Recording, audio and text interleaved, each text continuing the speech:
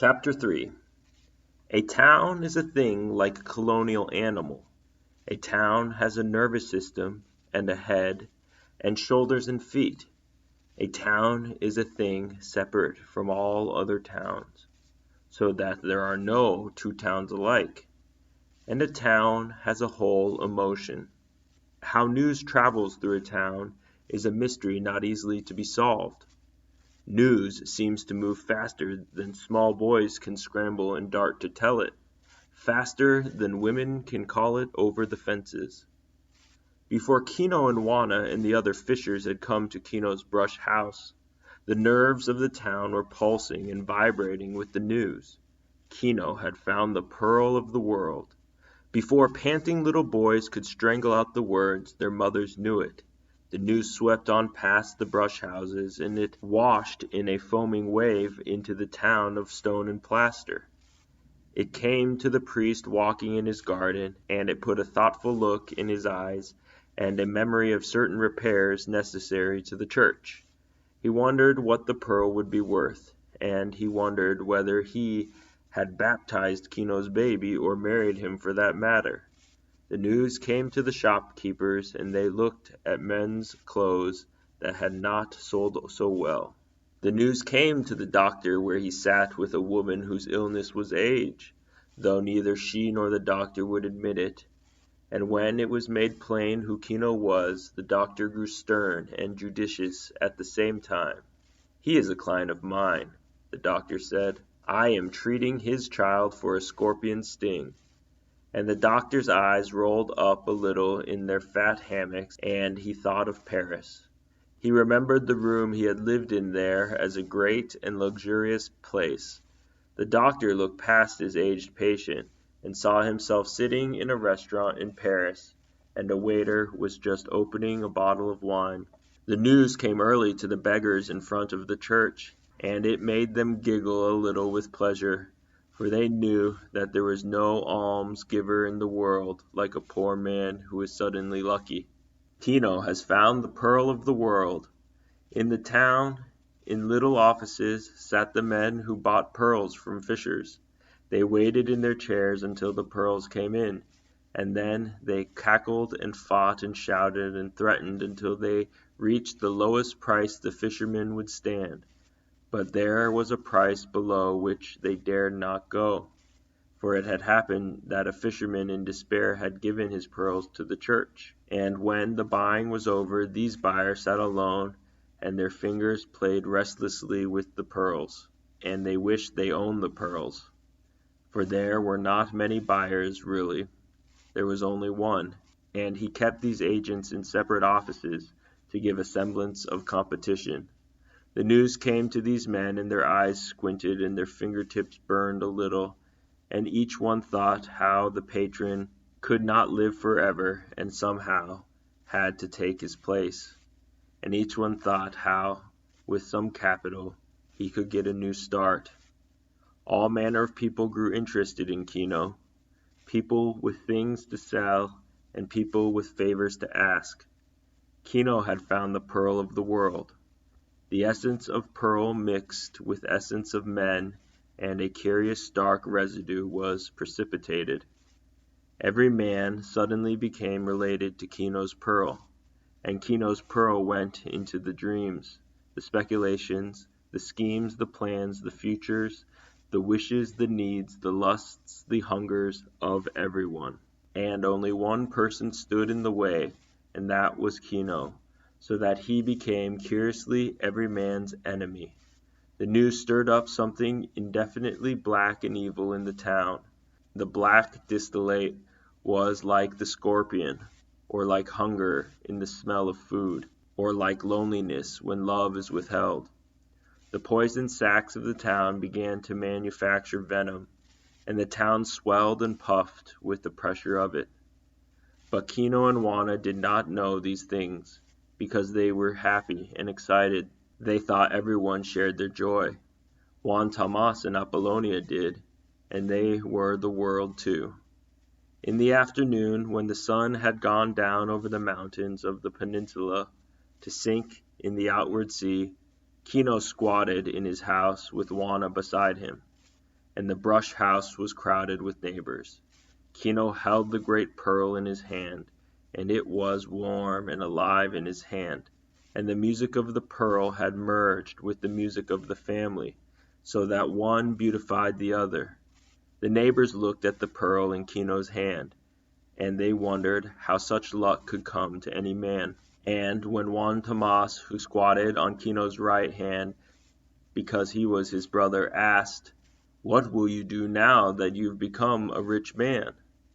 Kino looked into his pearl, and Juana cast her eyelashes down and arranged her shawl to cover her face so that her excitement could not be seen. And in the incandescence of the pearl, the pictures formed of the things Kino's mind had considered in the past and had given up as impossible. In the pearl he saw Juana and Coyotito and himself standing and kneeling at the high altar, and they were being married now that they could pay. He spoke softly, "We will be married in the church." In the pearl he saw how they were dressed, Juana in a shawl stiff with newness and a new skirt, and from under the long skirt Kino could see that she wore shoes. It was in the pearl the picture glowing there. He himself was dressed in new white clothes, and he carried a new hat, not of straw, but of fine black felt, and he too wore shoes, not sandals, but shoes that laced. But Coyotito, he was the one. He wore a blue sailor suit from the United States and a little yachting cap such as Kino had seen once when a pleasure boat put into the estuary. All of these things Kino saw in the lucent pearl, and he said, "We will have new clothes." And the music of the pearl rose like a chorus of trumpets in his ears. Then to the lovely gray surface of the pearl came the little things Kino wanted. A harpoon to take place of the one lost a year ago, a new harpoon of iron with a ring in the end of the shaft, and his mind could hardly make the leap. A rifle, but why not, since he was so rich? And Kino saw Kino in the pearl, Kino holding a Winchester carbine. It was the wildest daydreaming and very pleasant. His lips moved hesitantly over this. "A rifle," he said. "Perhaps a rifle." It was the rifle that broke down the barriers. This was an impossibility, and if he could think of having a rifle, whole horizons were burst and he could rush on, for it was said that humans are never satisfied, that you give them one thing and they want something more. And this is said in disparagement, whereas it is one of the greatest talents the species has, and one that has made it superior to animals that are satisfied with what they have. The neighbors, close pressed and silent in the house, nodded their heads at his wild imaginings, and a man in the rear muttered, "A rifle, he will have a rifle." But the music of the pearl was shrilling with triumphant in Kino. Juana looked up, and her eyes were wide at Kino's courage and at his imagination, and electric strength had come to him now the horizons were kicked out. In the pearl he saw Coyotito sitting at a little desk in a school, just as Kino had once seen it through an open door, and Coyotito was dressed in a jacket, and he had on a white collar and a broad silken tie. Moreover, Coyotito was writing on a big piece of paper. Kino looked at his neighbors fiercely. "My son will go to school," he said, and the neighbors were hushed. Juana caught her breath sharply. Her eyes were bright as she watched him, and she looked quickly down at Coyotito in her arms to see whether this might be possible. But Kino's face shone with prophecy. "My son will read and open the books, and my son will write and will know writing, and my son will make numbers, and these things will make us free, because he will know. He will know, and through him we will know." And in the pearl Kino saw himself and Juana squatting by the little fire in the brush hut, while Coyotito read from a great book. "This is what the pearl will do," said Kino, and he had never said so many words together in his life. And suddenly he was afraid of his talking. His hand closed down over the pearl and cut the light away from it. Kino was afraid as a man is afraid who says, "I will," without knowing. Now the neighbors knew they had witnessed a great marvel. They knew that time would now date from Kino's pearl, and that they would discuss this moment for many years to come. If these things came to pass, they would recount how Kino looked, and what he said, and how his eyes shone, and they would say, "He was a man transfigured." Some power was given to him, and there it started. You see what a great man he has become, starting from that moment, and I myself saw it. And if Kino's plan came to nothing, those same neighbors would say, "There it started, a foolish madness came over him, so that he spoke foolish words. God keep us from such things. Yes, God punished Kino because he rebelled against the way things are. You see what has become of him, and I myself saw the moment when his reason left him." Kino looked down at his closed hand, and the knuckles were scabbed over and tight where he had struck the gate. Now the dusk was coming, and Juana looped her shawl under the baby so that he hung against her hip, and she went to the fire hole and dug a coal from the ashes and broke a few twigs over it and fanned a flame alive. The little flames danced on the faces of the neighbors. They knew they should go to their own dinners, but they were reluctant to leave. The dark was almost in, and Juana's fire threw shadows on the brush walls when the whisper came in, passed from mouth to mouth. "The father is coming. The priest is coming." The men uncovered their heads and stepped back from the door, and the women gathered their shawls about their faces and cast down their eyes. Kino and Juan Tomas, his brother, stood up. The priest came in, a graying, aging man with an old skin and a young, sharp eye. Children, he considered these people, and he treated them like children. "Kino," he said softly, "thou art named after a great man, a great father of the church." He made it sound like a benediction. "Thy namesake tamed the desert and sweetened the minds of thy people. Didst thou know that? It is in the books." Kino looked quickly down at Coyotito's head, where it hung on Juana's hip. Some day, his mind said, that boy would know what things were in the books, and what things were not.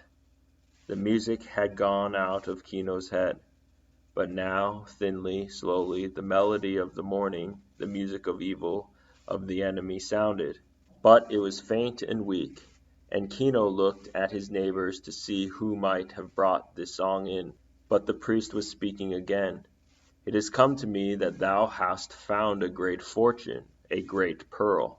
Kino opened his hand and held it out, and the priest gasped a little at the size and beauty of the pearl, and then he said, "I hope thou wilt remember to give thanks, my son, to him who has given thee this treasure, and to pray for guidance in the future." Kino nodded dumbly, and it was Juana who spoke softly. "We will, father, and we will be married now. Kino has said so." She looked at the neighbors for confirmation, and they nodded their heads solemnly. The priest said, "It is pleasant to see that your first thoughts are good thoughts. God bless you, my children." He turned and left quickly, and the people let him through. But Kino's hand had closed tightly on the pearl again, and he was glancing about suspiciously, for the evil song was in their ears, shrilling against the music of the pearl. The neighbors slipped away to go to their houses, and Juana squatted by the fire and set her clay pot of boiled beans over the little flame. Kino stepped into the doorway and looked out. As always, he could smell the smoke from many fires, and he could see the hazy stars and feel the damp of the night air, so that he covered his nose from it. The thin dog came to him and threshed itself in a greeting like a wind-blown flag, and Kino looked down at it and didn't see it. He had broken through the horizons into a cold and lonely outside. He felt alone and unprotected, and scraping crickets and shrilling tree frogs and croaking toads seemed to be carrying the melody of evil. Kino shivered a little and drew his blanket more tightly around his nose. He carried the pearl still in his hand, tightly closed in his palm, and it was warm and smooth against his skin. Behind him he heard Juana patting the cakes before she put them down on the clay cooking sheet. Kino felt all the warmth and security of his family behind him, and the song of the family came from behind him like a purring of a kitten. But now, by saying what his future was going to be like, he had created it. A plan is a real thing, and things, projected, are experienced. A plan once made and visualized becomes a reality along with other realities, never to be destroyed but easily to be attacked. Thus Kino's future was real, but having set it up, other forces were set up to destroy it, and this he knew, so that he had to prepare to meet the attack. And this Kino also knew, that the gods do not love men's plans, and the gods do not love success unless it comes by accident. He knew that the gods take their revenge on a man if he be successful through his own efforts. Consequently, Kino was afraid of plans, but having made one he could never destroy it, and to meet the attack Kino was already making a hard skin for himself against the world. His eyes and his mind probed for danger before it appeared. Standing in the door he saw two men approach. One of them carried a lantern which lighted the ground of the legs of the men. They turned in through the opening of Kino's brush fence and came to his door, and Kino saw that one was the doctor and the other was the servant who had opened the gate in the morning. The split knuckles on Kino's right hand burned when he saw who they were. The doctor said, "I was not in when you came this morning, but now, at the first chance, I have come to see the baby." Kino stood in the door, filling it. Hatred raged and flamed in the back of his eyes, and fear too, for the hundreds of years of subjugation were cut deep in him. "The baby is nearly well now," he said curtly. The doctor smiled, but his eyes in their little lymph-lined hammocks did not smile. He said, "Sometimes, my friend, the scorpion's sting has a curious effect. There will be apparent improvement, and then without warning, poof!" He pursed his lips and made a little explosion to show how quick it could be, and he shifted his small black doctor's bag about so that the light of the lamp fell upon it. For he knew that Kino's race loved the tools of any craft and trust them. "Sometimes," the doctor went on in a liquid tone, "sometimes there will be a withered leg or a blind eye or a crumpled back. Oh, I know the sting of the scorpion, my friend, and I can cure it." Kino felt the rage and hatred melting toward fear. He did not know, perhaps this doctor did, and he could not take the chance of putting his certain ignorance against this man's possible knowledge. He was trapped as his people were always trapped, and he would be until, as he had said, they could be sure that the things in the books were really in the books. He could not take a chance, not with the life or with the straightness of Coyotito. He stood aside and let the doctor and his man enter the brush hut. Juana stood up from the fire and backed away as he entered, and she covered the baby's face with the fringe of her shawl, and when the doctor went to her and held out his hand, she clutched the baby tight and looked at Kino where he stood in the fire shadows leaping on his face. Kino nodded, and only then did she let the doctor take the baby. "Hold the light," the doctor said, and when the servant held the lantern high, the doctor looked for a moment at the wound on the baby's shoulder. He was thoughtful for a moment, and then he rolled back the baby's eyelid and looked at the eyeball. He nodded his head while Coyotito struggled against him. "It is as I thought," he said. "The poison has gone inwards and will strike soon. Come, look." He held the eyelid down. "See, it is blue," and Kino looked anxiously. saw that indeed it was a little blue, and he didn't know whether or not it was always a little blue, but the trap was set. He couldn't take the chance. The doctor's eyes watered in their little hammocks. "I will give him something to try to turn the poison aside," he said, and he handed the baby to Kino. Then from his bag he took a little bottle of white powder and a capsule of gelatin. He filled the capsule with the powder and closed it, and then around the first capsule he fitted a second capsule and closed it. And then he worked very deftly. He took the baby and pinched its lower lip until it opened its mouth. His fat fingers placed the capsule far back on the baby's tongue, back of the point where he could not spit it out. And then from the floor he picked up a little pitcher of pulque and gave Coyotito a drink. And it was done. He looked again at the baby's eyeball and pursed his lips and seemed to think. At last he handed the baby back to Juana, and he turned to Kino. "I think the poison will attack him within the hour," he said. "The medicine may save the baby from hurt, but it will come back in an hour. Perhaps I am in time to save him." He took a deep breath and went out of the hut, and his servant followed him with the lantern. Now Juana had the baby under her shawl, and she stared at it with anxiety and fear. Kino came to her, and he lifted the shawl and stared at the baby. He moved his hand to look under the eyelid, and only then he saw that the pearl was still in his hand. Then he went to a box by the wall, and from it he brought a piece of rag. He wrapped the pearl in the rag, then went to the corner of the brush hut and dug a little hole with his fingers in the dirt floor. And he put the pearl in the hole and covered it up and concealed the place. And then he went to the fire where Juana was squatting, watching the baby's face. The doctor, back in his house, settled into his chair and looked at his watch. His people brought him a little supper of chocolate and sweet cakes and fruit, and he stared at the food discontentedly.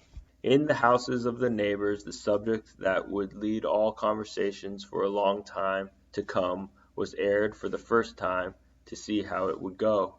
The neighbors showed one another with their thumbs how big the pearl was, and they made little caressing gestures to show how lovely it was. From now on they would watch Kino and Juana very closely to see whether riches turned their heads, as riches turned all people's heads. Everyone knew why the doctor had come. He was not good at dissembling, and he was very well understood.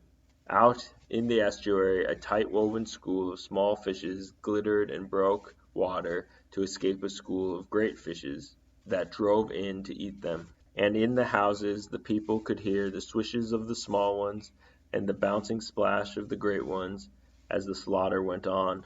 The dampness arose out of the gulf, and it was deposited on bushes and cacti and on little trees in salty drops. And the night mice crept about on the ground, and the little nighthawks hunted them silently. The skinny black puppy with flame spots over his eyes came to Kino's door and looked in. He nearly shook his hindquarters loose when Kino glanced up at him, and he subsided when Kino looked away. The puppy did not enter the house, but he watched with frantic interest while Kino ate his beans from the little pottery dish and wiped it clean with an acorn cake and ate the cake and washed the whole down with a drink of pulque. Kino was finished and was rolling a cigarette when Juana spoke sharply. "Kino." He glanced at her and then got up and went quickly to her, for he saw fright in her eyes. He stood over her looking down, but the light was very dim. He kicked a pile of twigs into the fire hole to make a blaze, and then he could see the face of Coyotito. The baby's face was flushed and his throat was working, and a little thick drool of saliva issued from his lips. The spasm of the stomach muscles began, and the baby was very sick. Kino knelt beside his wife. "So the doctor knew," he said. But he said it for himself as well as for his wife, for his mind was hard and suspicious, and he was remembering the white powder. Juana rocked from side to side and moaned out the little song of the family, as though it could ward off the danger, and the baby vomited and writhed in her arms. Now uncertainty was in Kino. The music of evil throbbed in his head and nearly drove out Juana's song. The doctor finished his chocolate and nibbled the little fallen pieces of sweet cake. He brushed his fingers over the napkin, looked at his watch, arose, and took up his little bag. The news of the baby's illness traveled quickly among the brush houses, for sickness is second only to hunger as the enemy of poor people, and some said softly, "Luck, you see, brings bitter friends," and they nodded and got up to go to Kino's house. The neighbors scuttled with covered noses through the dark until they crowded into Kino's house again. They stood and gazed, and they made little comments on the sadness that this should happen at a time of joy, and they said, "All things are in God's hands." The old women squatted down beside Juana to try to give her aid if they could, and comfort if they could not. Then the doctor hurried in, followed by his man. He scattered the old women like chickens. He took the baby and examined it and felt its head. "The poison, it has worked," he said. "I think I can defeat it. I'll try my best." He asked for water, and in the cup of it he put 3 drops of ammonia, and he pried open the baby's mouth and poured it down. The baby spluttered and screeched under the treatment, and Juana watched him with haunted eyes. The doctor spoke a little as he worked. "It is lucky that I knew about the poison of the scorpion. Otherwise," and he shrugged to show what could have happened. But Kino was suspicious, and he could not take his eyes from the doctor's open bag, and from the bottle of white powder there. Gradually the spasms subsided, and the baby relaxed under the doctor's hands. And then Coyotito sighed deeply and went to sleep, for he was very tired with vomiting. The doctor put the baby in Juana's arms. "He will get well soon," he said. "I have won the fight." And Juana looked at him with adoration. The doctor was closing his bag now. He said, "When do you think you can pay this bill?" He said it even kindly. "When I have sold my pearl I will pay you," Kino said. "You have a pearl, a good pearl?" the doctor asked with interest. And when the chorus of the neighbors broke in, "He has found the pearl of the world," they cried, and they joined forefinger with thumb to show how great the pearl was. "Kino will be a rich man," they clamored. "It is a pearl such as one has never seen." The doctor looked surprised. "I had not heard of it. Do you keep this pearl in a safe place? Perhaps you would like me to put it in my safe." Kino's eyes were hooded now. His cheeks were drawn taut. "I have it secure," he said. "Tomorrow I will sell it, and then I will pay you." The doctor shrugged, and his wet eyes never left Kino's eyes. He knew the pearl would be buried in the house, and he thought Kino might look toward the place where it was buried.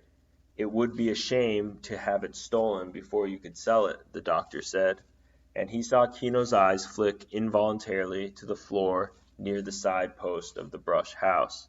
When the doctor had gone and all the neighbors had reluctantly returned to their houses, Kino squatted beside the little glowing coals in the fire hole and listened to the night sound, the soft sweep of the little waves on the shore and the distant barking of dogs, the creeping of the breeze through the brush house roof and the soft speech of his neighbors in their houses in the village. For these people do not sleep soundly at night.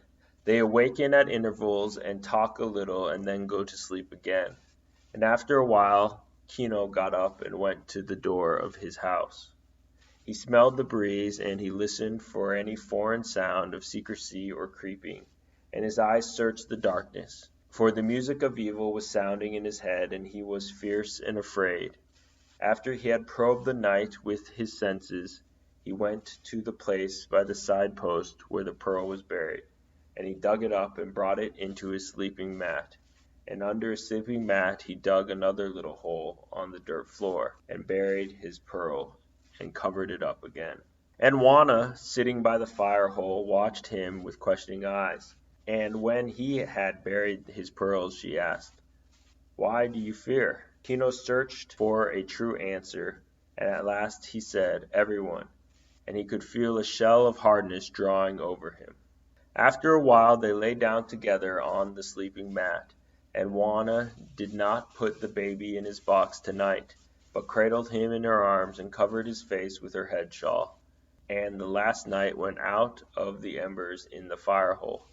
But Kino's brain burned, even during his sleep, and he dreamed that Coyotito could read, that one of his own people could tell him the truth of things.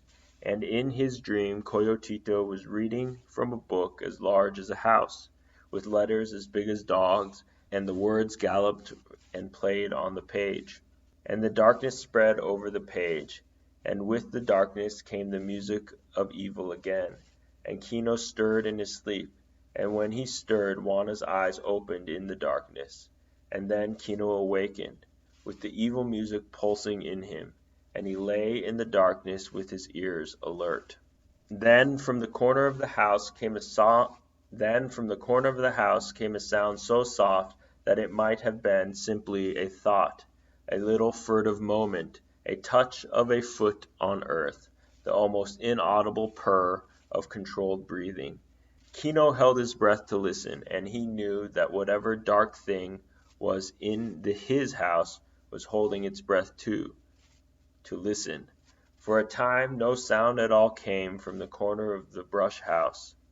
Then Kino might have thought he had imagined the sound. But Juana's hand came creeping over him in a warning, and then the sound came again, the whisper of a foot on dry earth and the scratch of fingers in the soil. And now a wild fear surged in Kino's breast, and on the fear came rage. As it always did, Kino's hand crept into his breast where his knife hung on a string, and then he sprang like an angry cat, leaping, striking, and spitting for the dark thing he knew was in the corner of the house. He felt cloth, struck at it with his knife and missed. He struck again and felt his knife go through the cloth, and then his head crashed with lightning and exploded with pain. There was a soft scurry in the doorway and running steps for a moment, and then silence. Kino could feel warm blood running down from his forehead, and he could hear Juana's calling to him, "Kino, Kino," and there was terror in her voice. Then coldness came over him as quickly as the rage in his head, and he said, "I'm all right, the thing is gone." He groped his way back to the sleeping mat. Already Juana was working at the fire. She uncovered an ember from the ashes and shredded little pieces of corn husk over it, and blew a little flame into the corn husks so that a tiny light danced through the hut. And then from a secret place Juana brought a little piece of consecrated candle and lighted it at the flame and set it upright on the fireplace stone. She worked quickly, crooning as she moved about. She dipped the end of her head shawl in water and swabbed the blood from Kino's bruised forehead. "It is nothing," Kino said, and his eyes and voice were hard and cold, and brooding hate was growing in him. Now the tension which had been growing in Juana boiled up to the surface, and her lips were thin. "This thing is evil," she cried harshly. "This pearl is like a sin. It will destroy us." And her voice rose shrilly. "Throw it away, Kino. Let us break it between stones. Let us bury it and forget the place. Let us throw it back into the sea. It has brought evil. Kino, my husband, it will destroy us." And in the firelight her lips and her eyes were alive with her fear. But Kino's face was set, and his mind and will were set. "This is our one chance," he said. "Our son must go to school. He must break out of the pot that holds us in." "It will destroy us all," Juana cried, "even our son." "Hush," said Kino, "do not speak any more. In the morning we will sell the pearl, and then the evil will be gone, and only the good remain. Now hush, my wife." His dark eyes scowled into the little fire, and for the first time he knew that his knife was still in his hands. He raised the blade and looked at it, and saw a little line of blood on the steel. For a moment he seemed about to wipe the blade on his trousers, but then he plunged the knife into the earth, and so cleansed it. The distant roosters began to crow, and the air changed, and the dawn was coming. The wind of the morning ruffled the waters of the estuary, and whispered through the mangroves, and the little waves beat on the rubbly beach with an increased tempo. Kino raised the sleeping mat and dug up his pearl and put it in front of him and stared at it. And the beauty of the pearl, winking and glimmering in the light of the candle, cozened his brain with its beauty. So lovely it was, and its own music came from it, its music of promise and delight, its guarantee of the future, of comfort and of security. Its warm lucence promised a poultice against illness and a wall against insult. It closed a door on hunger, and as he stared at it, Kino's eyes softened and his face relaxed. He could see the little image of the consecrated candle reflected in the soft surface of the pearl, and he heard again in his ears the lovely music of the undersea, the tone of the diffused green light of the sea bottom. Juana, glancing secretly at him, saw him smile, and because they were in some way one thing and one purpose, she smiled with him, and they began this day with hope.